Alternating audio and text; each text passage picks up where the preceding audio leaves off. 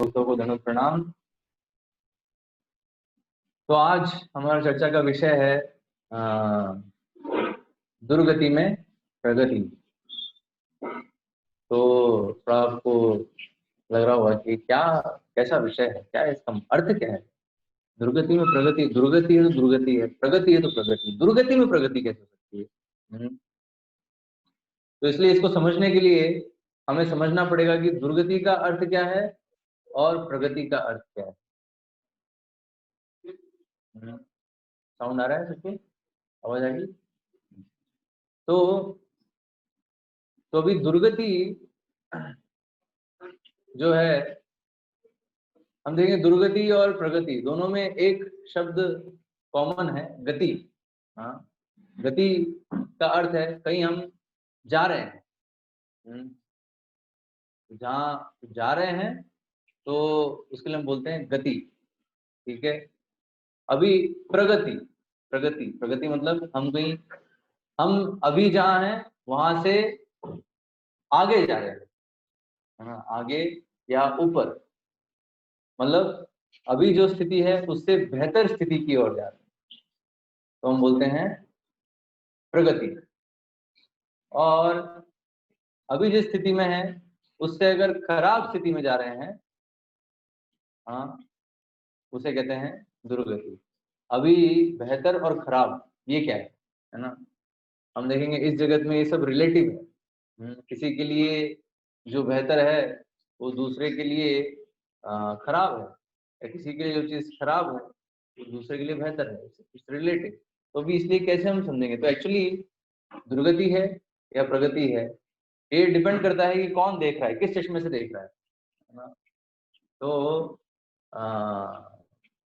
तो जिसने जो मापदंड मान रखा है उसके अनुसार वो सोचेगा कि मैं प्रगति कर रहा हूँ या दुर्गति कर रहा हूँ, या मेरी दुर्गति होगी। उदाहरण के तौर पे कोई अगर किसी कंपनी में काम करता है तो अभी वो अभी जिस पोस्ट पे है तो उसको कुछ उस पोस्ट पे सैलरी मिल रही है, मान लीजिए 20,000 की तनख्वाह मिल रही है, और कुछ उसको सुविधाएं मिल रही, कुछ अलाउंसेस मिल रहे हैं, और कुछ उस कंपनी का एक प्रेस्टीज है, तो उस कंपनी से जुड़े होने के कारण, उस कंपनी में काम करने के कारण उसका भी एक जो है प्रेस्टीज हो जाता है। जैसे अगर कोई गूगल में काम कर रहा है तो गूगल जो है बड़ी कंपनी है, वो गूगल से है, हाँ, या ऐसे कोई भी जो है बड़ी कंपनी है, तो ये भी उसकी जो है स्थिति है। अगर तो उसके लिए बेहतर अभी क्या होगा, उसको अगर डबल हो जाए सैलरी, 40,000 सैलरी हो जाए, और ज़्यादा अलाउंसेस मिलने लगे, ज़्यादा सुविधाएं मिले, हो सकता है कंपनी जो है एक गाड़ी भी दे दे, ड्राइवर भी दे दे, हाँ, और मोबाइल भी दे दे, लैपटॉप भी दे दे, हाँ, और बहुत सारी जो सुविधाएं, मेडिकल अलाउंस भी दे दे, आपका जो भी मेडिकल खर्चा है वो कंपनी उठाएगी। और अगर जो वर्तमान कंपनी है उससे बड़ी कंपनी में ये मिल जाए, हाँ, तो और प्रेस्टीज भी बड़ा हो जाएगा कि देखो और बड़ी कंपनी में काम कर। तो इस तरीके से बोलेंगे उसको वो प्रगति प्रगति हो रही है, नहीं, क्योंकि पहले जो स्थिति थी उससे अभी वो बेहतर स्थिति में आ गया, क्योंकि वो मापदंड है। तो मापदंड क्या था, मापदंड के अनुसार है ये, हाँ। लेकिन और अगर इससे अगर उसकी सैलरी अगर 20,000 से कम हो जाती है, या मान लो नौकरी ही छूट जाती है, तो क्या हो जाएगा, उसे बोलेंगे, वो सोचेगा मेरी दुर्गति होगी, मैं जो पहली जो स्थिति थी उससे मैं नीचे आ गया। तो तो ये हो गया एक व्यक्ति के परिप्रेक्ष्य में। और अगर हम एक समाज के और देश के परिप्रेक्ष्य में देखें तो पहले अभी हमारे पास जितनी अभी ऐसे जो इकोनॉमी है उसमें उसकी जीडीपी जितनी है अभी, उससे अधिक होगी भविष्य में जीडीपी, तो उसे प्रगति माना जाए, हाँ। और अगर जीडीपी अगर कम होती है तो उसे दुर्गति माना जाएगा। ज्यादा अगर इंडस्ट्रीज होती हैं, अभी कितनी इंडस्ट्री, उससे ज्यादा इंडस्ट्री होती है, ज्यादा जो है बिजनेस होता है, तो उसे प्रगति माना जाएगा। और अभी जो इंडस्ट्री है उससे अगर कम हो जाती है इंडस्ट्री, मान ली इंडस्ट्री सब ताले लगने लग जाते हैं और कोई प्रोडक्शन ही नहीं हो रहा है, तो फिर क्या होगा, प्रोडक्शन कम होता जाएगा तो उससे माना जाएगा दुर्गति होगी, क्योंकि जो अभी जो वर्तमान स्थिति है उससे खराब स्थिति में जा रहे हैं। तो ये हो गया इकोनॉमिक टर्म्स में, इकोनॉमी को बूस्ट मिल रहा है तो हम बोलेंगे प्रगति हो रही है, इकोनॉमी अगर नीचे जा रही है तो उसे हम बोलेंगे दुर्गति हो रही है। तो इस तरीके से हर एक फील्ड में प्रगति क्या मानी जाएगी, जब उससे बेहतर स्थिति में जा रहा है, और दुर्गति कब मानी जाएगी, जब उससे नीचे की स्थिति में आ रहा है। तो अभी अगर हम इस भौतिक जगत को पूरे मतलब बड़े दृष्टि से देखें, एक बर्ड्स आई व्यू है ना, बर्ड्स आई व्यू समझते हैं, जैसे अब प्लेन में जा रहे होते हैं तो प्लेन में जब जाते हैं तो नीचे जो जितने भी शहर हैं, उसमें जितने मकान है, इतनी बड़ी बड़ी बिल्डिंग है, वो भी कैसे दिखती है, वो भी बिल्कुल मैच बॉक्स जैसे दिखती है। लेकिन शहर जो है पूरा पूरा दिखता है, आप पूरा जो शहर है पूरी उसको पूरा देख सकते हैं आकाश से ना, तो बर्ड्स आई व्यू उसको बोलते हैं। तो वैसे ही दृष्टि से अगर हम इस भौतिक जगत को देखने का प्रयास करें तो क्या यहाँ वास्तविक में कोई प्रगति है? तो हमें थोड़ा सा समझना होगा। तो अगर इस बर्ड्स आई व्यू से अगर हम देखें इस पूरे भौतिक जगत को, तो एग्जैक्टली हो क्या रहा है? हाँ, तो हमने इसलिए बेसिक भगवत गीता के बेसिक पे आए हैं, तो हम ये शरीर नहीं, हम आत्मा है, ठीक है। तो अभी आत्मा अभी वर्तमान इस शरीर में है, इस मनुष्य शरीर में है अभी जो भी आत्मा, हाँ, तो अभी कुछ समय आएगा जब ये शरीर नष्ट हो जाएगा और उस आत्मा को दूसरे शरीर में जाना होगा। तो अभी इस शरीर में उसने प्रगति करी इस टर्म्स में कि उसकी सैलरी बढ़ गई, उसके जो हैं सुख संसाधन जो हैं वो बढ़ गए, और है ना, ऐसे उसने बहुत कुछ एक अचीवमेंट है ना, एक समाज में एक प्रेस्टीज उसने प्राप्त कर ली। हाँ, लेकिन उसको ये शरीर छोड़ के और वो सब चीजें छोड़ के दूसरे शरीर में जाना। तो अभी जो कुछ उसने प्राप्त किया उसका अर्थ क्या हुआ? इट्स जस्ट लाइक, तो ये कैसा है, भौतिक उपलब्धियां जो भी हैं, जो भी भौतिक चीजें, भौतिक सुख है, ये सब कैसे हैं? जैसे एक बहुत बड़ा जो बहुत बड़ी गेंद है, लोहे की गेंद है ना, गेंद मतलब बहुत बड़ा जो है लोहे का एक सर्कुलर स्फीयर है ना, उसको कभी कभी क्या है, कैदियों को एक सजा दी जाती है। क्या सजा दी जाती है? कि इसको पहाड़ की चोटी तक ले जाओ। तो व्यक्ति जो है, जो कैदी है, वो ऐसे धक्का लगा के जो है बहुत परिश्रम करके ऊपर तक उस गेंद को ले जाता है चोटी तक। बहुत भारी होती है, बहुत लोहे की है और बहुत बड़ी डायमीटर की होती है। हाँ, तो अधिकतर तो होता क्या है, चोटी तक वो ले जा नहीं पाता है, वो गिर जाता है, क्योंकि एक समय आता है उसकी शक्ति जो है हीन हो जाती है, वो उसको इवन, क्योंकि वो स्लोप पे जा रहा है, पहाड़ मतलब स्लोप है ना, तो जो गेंद है उस पर लगातार जो है भार उसका लग रहा है, उसके अगेंस्ट में वो अपना दम लगा रहा है, लेकिन जिस समय उसका दम कम हो गया और इसका जो जो फोर्स है वो ज्यादा हो गया, तो क्या होगा उस समय गेंद उसके ऊपर से चलती हुई नीचे गिर जाएगी। तो अधिकतर क्या होता है, वो जो कह दिए वो इस तरीके से मर जाता है, क्योंकि उसके ऊपर से ही पूरी गेंद जो है निकल जाती है, भारी कचूमर, उसका जो है कचूमर बन जाता है। और कुछ जो होते हैं बहुत बलशाली हो सकते हैं, वो हो सकता है चोटी पे ले, लेकिन चोटी पे जैसे ही लाएंगे तो क्या होगा, चोटी जो है ऐसी है, बिल्कुल ऐसी, उस पर ना वो गेंद टिक नहीं सकती है। तो जैसे ही चोटी पे आएगा तो इधर से नीचे उस गेंद को गिरना है। तो मतलब क्या है कि उसने जो इतना पूरा प्रयास किया उसको ऊपर पहुंचाने का, लेकिन ऊपर पहुंचाते उसको वापस नीचे आना। तो इस जगत की जो भी प्रगति है वो इस प्रकार की है। हाँ, क्योंकि हम इस शरीर में जो भी उपलब्धि, जो भी प्रगति करते हैं भौतिक स्तर पे, हाँ, भौतिक स्तर पे हम सोचते हैं हम एक बेहतर पोजीशन पे जा रहे हैं, तो उसका अर्थ क्या है? एक समय जब ये शरीर छोड़ने का समय आएगा तो उस समय उसको छोड़ना है, वो सब जो है नीचे गिर जाना है। एक तरह से वो, क्योंकि वो जो दूसरे शरीर में गया तो उसका कोई मतलब नहीं रहा।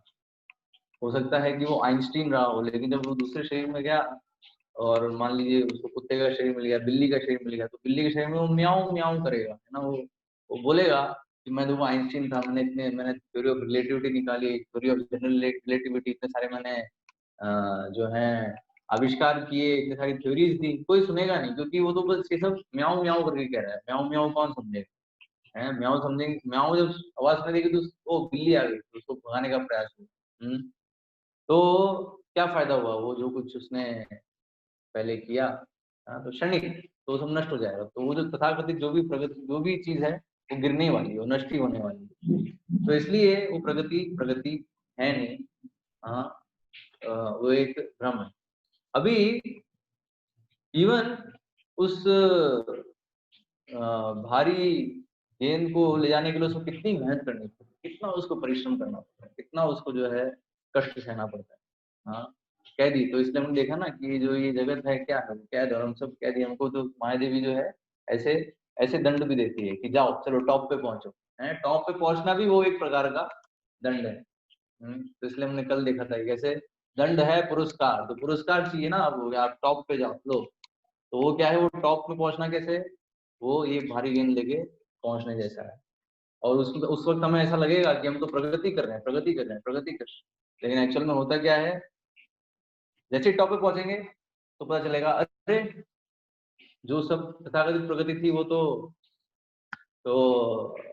वो तो कुछ बचा ही नहीं। जो हमने सोचा था कि उससे हमें जो सुख मिलेगा, वो सुख तो मिल नहीं रहा उससे। तो हमने कल देखा था कैसे जो व्यक्ति टॉप पे पहुंचा उसके बाद क्या क्या समस्याएं होती हैं, कितना उसको कष्ट होता है, कितना दुख होता है। दरअसल वो तो वो स्थिति है ना, लेकिन एक समय आएगा जब वो नष्ट हो जाएगा, वो गिर जाएगा पूरा नीचे। तो वो उसे कहते हैं मृत्यु का समय। मृत्यु के समय जो है उसको सब कुछ छोड़ना पड़ेगा। तो दो चीजें हैं, या तो वो जो चीजें हैं, वो प्रगति करके हमने जो जो चीजें प्राप्त करी हैं, या तो वो चीजें हमें छोड़ देंगी या हम उनको छोड़ देंगे। दोनों में से कोई एक चीज आने वाले भविष्य में होने ही वाला है, अवश्यंभावी है ना, इट्स श्योर, उसमें कोई डाउट नहीं है। हाँ, तो इसलिए ये जो भौतिक प्रगति है, इसको जो है इतना गंभीरता से नहीं लेना चाहिए। इट इज, क्योंकि हम देख रहे हैं कि ये टिकेगा नहीं। हाँ, ये नष्ट होने वाला है। तो इसलिए एक्चुअल प्रगति जो है वो क्या है? हाँ, एक्चुअल प्रगति क्या है? एक्चुअल प्रगति जो है वो है, अभी हम इस मनुष्य शरीर में हैं, तो इससे बेहतर शरीर हमें प्राप्त हो आगे। जब ये शरीर हम छोड़ेंगे तो अगला शरीर जो मिले वो बेहतर शरीर। तो बेहतर शरीर मतलब क्या है? हाँ, एक्चुअल में बेहतर शरीर तो जो है वो आध्यात्मिक शरीर ही है। तो आध्यात्मिक शरीर जैसे भगवान कृष्ण का जैसे शरीर है, सच्चिदानंद विग्रह। हाँ, दरअसल हर आत्मा का वैसा ही शरीर, आध्यात्मिक शरीर है ना। तो उसको प्राप्त करना वो जो है सबसे बेस्ट है। उससे नीचे सब निकृष्ट है। हाँ, क्योंकि उससे नीचे जितने भी शरीर, वो जितने भी भौतिक शरीर हैं, वो सब क्या है? उसमें हमें ये दुख झेलने पड़ते हैं। ऑफ कोर्स कुछ शरीर हैं उसमें शक्तियां होती हैं अलग अलग प्रकार की। जैसे अगर देवता का शरीर होगा, जैसे हम देखें अगर ब्रह्मा जी का शरीर, तो ब्रह्मा जी का शरीर कितना शक्तिशाली है। ब्रह्मा जी पूरी सृष्टि करते हैं अपने अलग अलग अंगों से, अलग अलग प्रकार की जो है सृष्टि करते हैं ब्रह्मा जी। जैसे हम देखते हैं मन से जो है नारद मुनि को उत्पन्न किया उन्होंने, ऐसे ही अनेक प्रजापतियों को उन्होंने उत्पन्न किया। तो ऐसे करके पूरी जो हमें इस ब्रह्मांड में जनसंख्या दिख रही है, वो दरअसल किसने? ब्रह्मा जी ने ही उसको सृष्टि करी है। तो ब्रह्मा जी हैं, फिर ब्रह्मा जी के बाद फिर जितने भी देवता हैं, इंद्र हैं, गंधर्व हैं, ये सारे जो हैं, बहुत सारे जो हैं जीव हैं जो कि उच्च है, मनुष्य शरीर से उच्च शरीर। उनको उच्च शरीर क्यों बोला गया है? क्योंकि वो उनके पास अधिक क्षमता है, इस प्रकृति की चीजों को नियंत्रण करने की अधिक क्षमता है। जैसे हम देखते हैं इंद्र है, तो इंद्र क्या है? वो अब जैसे वर्षा हो रही है तो वर्षा पूरे जो है उनके नियंत्रण में। इसी प्रकार से सूर्य, हाँ, तो सूर्य जो है, सूर्य का तेज हम देखते हैं, सूर्य कितना शक्तिशाली है। सूर्य देव, आप सोचिए, सूर्य देव जो सूर्य के नियंता है, हाँ, उसके अधिष्ठाता देव है, वो कितने शक्तिशाली। दरअसल उनका ही तेज वो हमें दिखता है सूर्य में। तो और इस तरीके से वायुदेव, हाँ, तो ये सब क्या है, इन सब का जो शरीर है, इन सब का भी शरीर है, लेकिन बहुत उनका उच्च कोटि का, मतलब ये जैसे हम देखते हैं कि जैसे अलग अलग प्रकार की कार होती है, रोल्स रॉयस है, मर्सिडीज है, और मारुति भी है, और फिर अपनी वो भी है, कौन सी 1 लाख वाली कौन सी गाड़ी थी, नैनो, नैनो भी है। तो सब गाड़ी है, सब में 4 पहिए हैं और बैठने का अरेंजमेंट है, सब कुछ है, लेकिन फिर भी क्या है, अंतर है। अंतर है। तो रोल्स रॉयस है, मर्सिडीज है, बहुत महंगी, करोड़ों करोड़ों में मिलती है, क्योंकि उसमें ज्यादा सुविधाएं हैं, ज्यादा उसमें, हालांकि है एक ही चीज, लेकिन सुविधाएं कुछ ज्यादा है। पर्पस लेकिन एक ही है, लेकिन कुछ चीजें उससे जोड़ दी। हाँ, जो नैनो है उसमें भी हम जा सकते हैं, लेकिन उसमें सुविधाएं जो है कम है। तो इस तरीके से अलग अलग शरीर है, ठीक है। तो अभी जो मनुष्य शरीर है, कुछ शरीर है इससे निकृष्ट है, तो वो कौन है, पशु, पशुओं का शरीर, पशु हैं, पेड़ हैं, वृक्ष, पक्षी। क्यों? क्योंकि उनमें ज्यादा बुद्धि नहीं, वो समझ नहीं सकते इन सब चीजों को, जिसको हम समझ रहे हैं अभी, है ना, वो नहीं समझ सकते। तो वो क्या है, वो उनकी जो है निम्न अवस्था है, ठीक है, तमोगुण से अधिक प्रभावित है। फिर मनुष्य, मनुष्य से ऊपर है फिर ये देव, देव योनि है ना, देव योनि है। और जो जैसे सिद्ध लोक का वर्णन, वहाँ सारे ऋषि मुनि है, तपस्वी हैं, तो वो जो हैं वो और उच्च स्थिति में। फिर ब्रह्मलोक, ब्रह्मलोक सबसे टॉप मोस्ट प्लेनेट है इस पूरे ब्रह्मांड में। तो वहाँ के ब्रह्मलोक के जो निवासी हैं वो और भी, उनका जो शरीर है और भी उच्च कोटि का है। और जैसे हम देखते हैं सूर्य, सूर्य जो है वो एक जो है स्वर्ग के अंदर आता है। तो वहाँ भी लोग हैं, वहाँ भी उनका शरीर है, लेकिन वो क्या है, पूरा अग्नि से बना हुआ है ना, उनका जो है ऐसा शरीर है। तो हर जगह शरीर कैसा है, जैसा वहाँ का वातावरण है, वातावरण में ढलने के अनुसार जो है शरीर रहता है। तो इस तरीके से ऐसे अलग अलग, अब भागवतम पढ़ेंगे तो वहाँ वर्णन आता है, भागवतम में 5वें स्कंद में बहुत डिटेल डिस्क्रिप्शन है कि कैसे ये पूरे जो लोक हैं, एक ब्रह्मांड है, उसमें 3 जो लोक हैं, 14 प्लैनेटरी सिस्टम, उसमें कैसे हर एक लोक में अलग अलग प्रकार के जीव हैं, हाँ? तो उन सब जीवों का वर्णन भी है, और उनकी जो अलग अलग क्षमताएं हैं, हाँ, वो सब, उन सब चीजों का वर्णन है। तो इस तरीके से हम देखते हैं ऐसे बहुत सारे शरीर हैं, 84 लाख योनियां हैं, ठीक है। तो अभी मनुष्य जीवन में अगर हम बोले प्रगति, तो प्रगति क्या होगी कि इस जन्म मृत्यु चक्र में हम जा रहे हैं, तो अगला जो ये देह त्याग करने के बाद जो अगला शरीर होगा वो उच्च कोटि का होना चाहिए, एटलीस्ट प्रयास करना चाहिए कि जो है आध्यात्मिक शरीर हो, मतलब वैकुंठ लोक सीधे, भगवान के पास। लेकिन अगर जो है वहां तक पहुंचने में बहुत समय लग रहा है कई लोगों को, तो एटलीस्ट ऐसे ऊपर जाते जाए, ऊपर जाते जाते तो फिर जो है वहां से जाए। तो इस तरीके से प्रयास होना चाहिए, इसलिए तो इसे कहते हैं प्रगति। तो ये जो प्रगति है कब होती है, जब वैदिक नियमों का पालन होता है, जब वैदिक संस्कृति जो होती है, जो वर्णाश्रम व्यवस्था है, तो उसके अंदर जब सारे नियम, हर एक जो वर्ण और आश्रम के जो लोग हैं, वो जब अपने कर्तव्यों का पालन करते हैं, नियमों का पालन करते हैं, तो उनकी प्रगति हो रही है। लेकिन जो नहीं कर रहे तो उनकी क्या हो रही है, उनकी दुर्गति हो रही है। क्या कारण है?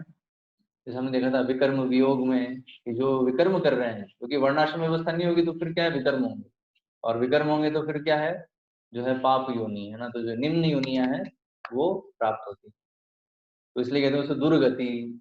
हाँ, अभी जो ये विकर्म है, बड़ी ही दुर्भाग्य की स्थिति है कि आधुनिक समय में जो विकर्म है उसको प्रगति के साथ इक्वेट किया जाता है। हाँ, तो हम बोलते हैं जितना, जैसे जो भी जैसे हमने देखा कि है ना, इंडस्ट्री एस्टेब्लिश करो, है ज्यादा से ज्यादा इंडस्ट्री हो, ज्यादा से ज्यादा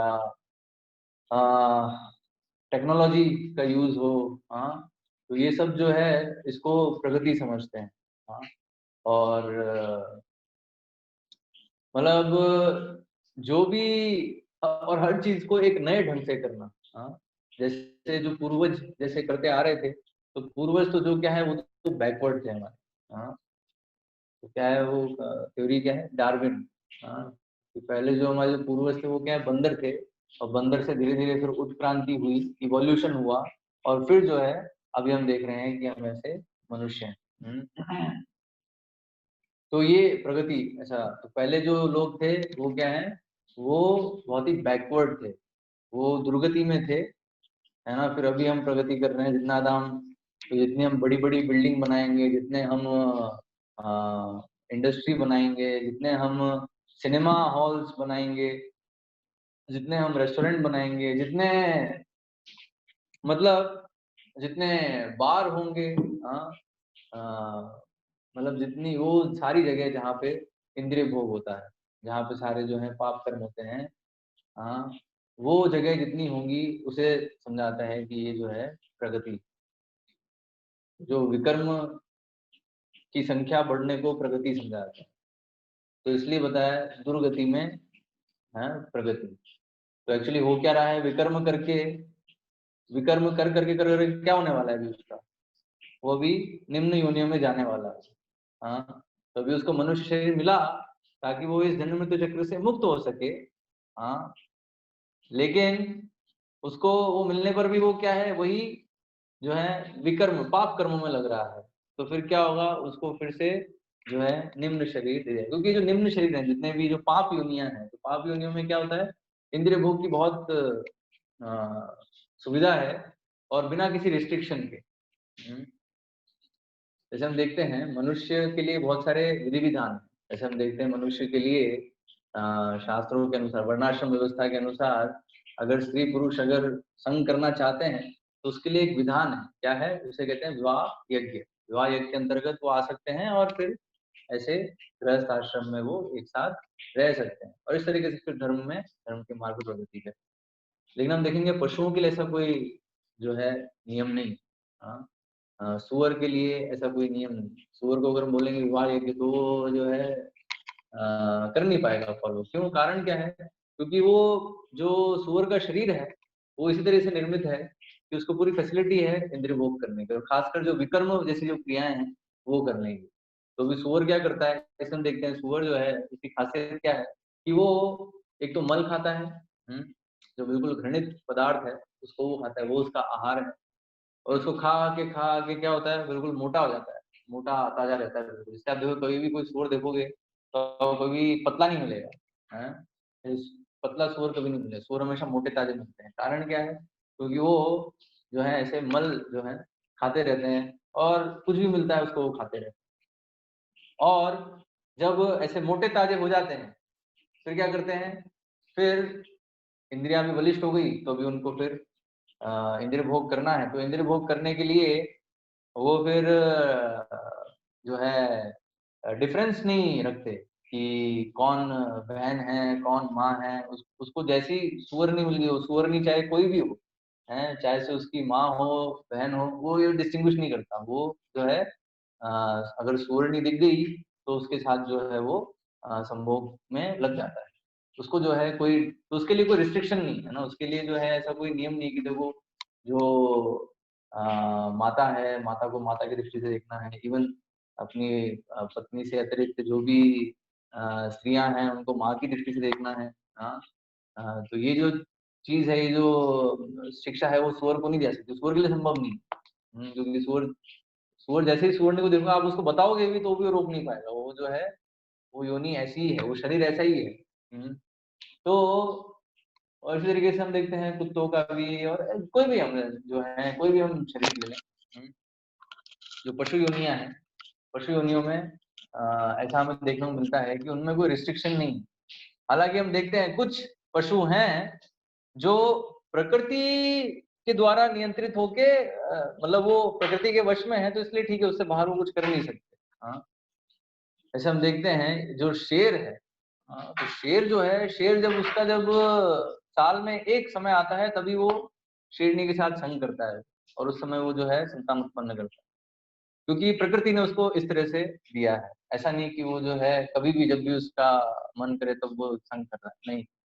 तो इसलिए हम देखेंगे कई पशु हैं जिनका एक पर्टिकुलर सीजन होता है, उस समय जो है वो संग करते हैं और उस समय वो संतान उत्पत्ति के लिए, है ना, रिप्रोडक्शन के लिए बेसिकली वो प्रकृति ने उस तरीके से उनके शरीर में व्यवस्था कर रखी है।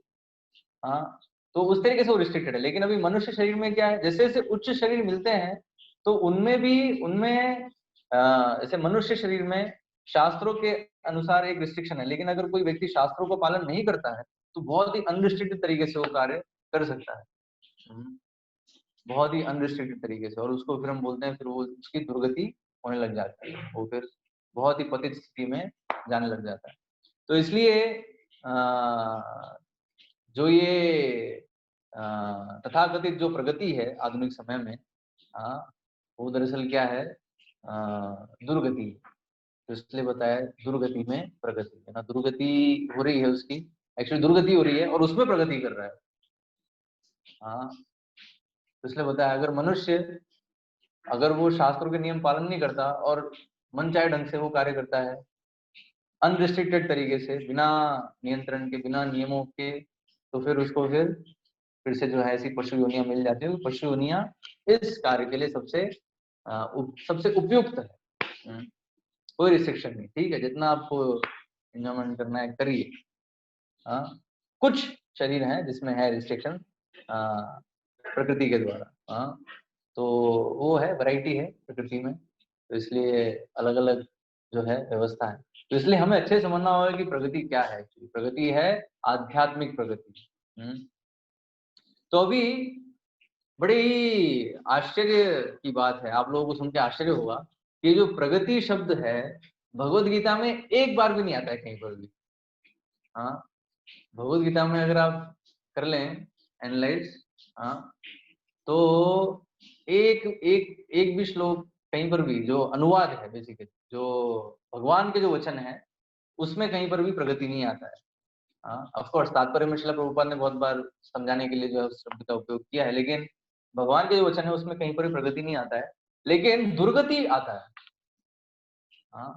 बड़ी अचंभे की बात है। तो ये है भगवद गीता के 6ठे अध्याय का ये कौन सा श्लोक है, 40वां श्लोक है।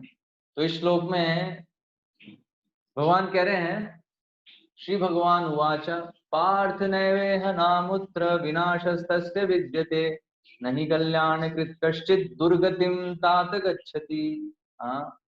भगवान क्या कह रहे हैं कि हे पृथापुत्र, जो कल्याण के मार्ग पे हैं उनकी कभी दुर्गति नहीं होती। तो ये भगवान यहाँ कह रहे हैं, नहीं कल्याणकृत कश्चित् दुर्गतिम तात गच्छति। तो जो कल्याण के मार्ग पे हैं उनकी दुर्गति कभी नहीं होगी। तो यहाँ भगवान एक्चुअली बता रहे हैं दुर्गति कब नहीं होगी, क्योंकि एक्चुअल में भगवत गीता में पूरा जो उपदेश है वो प्रगति के लिए है, इसलिए प्रगति अलग से कोई शब्द उपयोग नहीं किया है। पूरा जो भगवत गीता उसको पालन करेगा उसकी प्रगति ही होगी, ठीक है।